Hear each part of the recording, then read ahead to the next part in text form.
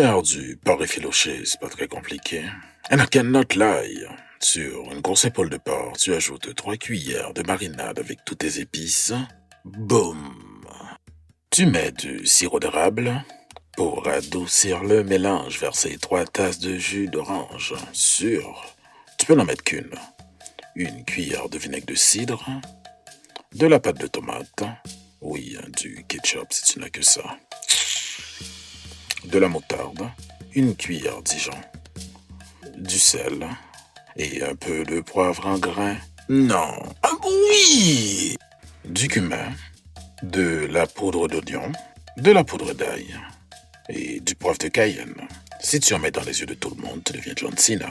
You can't see me! De la sauce à ébullition pour la saveur. Et un peu de pickles rosé pour la texture du mélange. Et tu brasses comme si tu faisais des grouillades. It's getting stronger and stronger when I get that feeling. Focus. Quand tu as fini de brasser, tu verses ta sauce partout sur ta viande. Parce que c'est mieux pour la suite quand c'est mouillé. Tu prends ton pinceau pour donner des petits coups à la surface. Ensuite, tu recouvres avec un oignon haché. Il va caraméliser lentement durant les 10 heures de cuisson. Pour finir, tu recouvres avec le couvercle à pression. Certains diront que la meilleure partie de la recette sera l'odeur dans la maison. Pour passer le temps, voilà une petite histoire. Il était une fois 3 petits cochons. Le premier passait son temps à psal-col, alors il a bâti une maison de paille.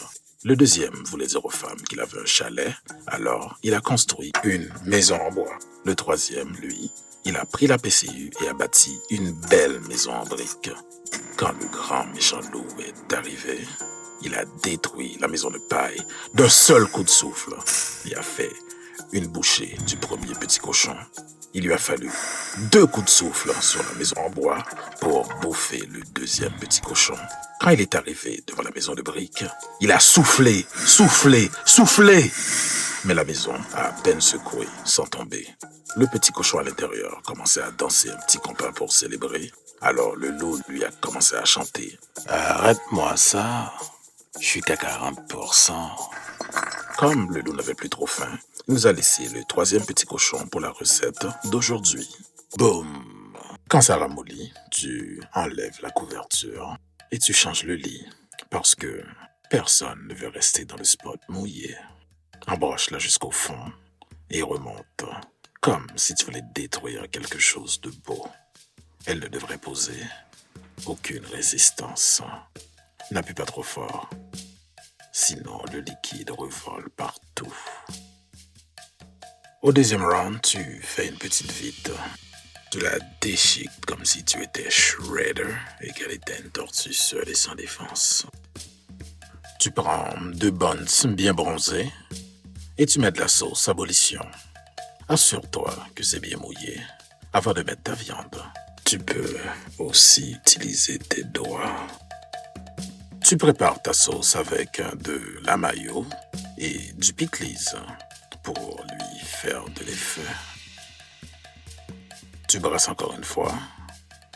Fais-toi plaisir. Et tu la recouvres de sauce avant de la refermer sans que ça déborde.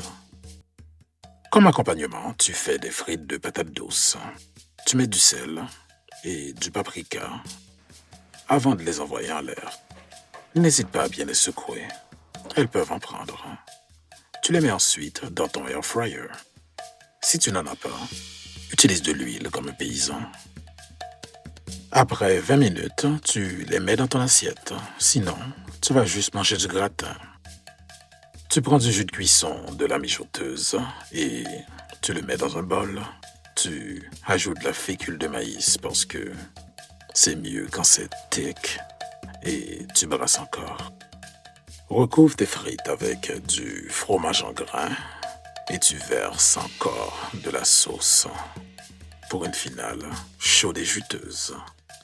Tu peux ajouter une couche de pickles. Ensuite, tu ressors ta viande pour une orgie de saveurs. Remets encore de la sauce. Pour finir, tu te laves les mains. Tu ajoutes du pickles. Voilà. Bon appétit. Boum.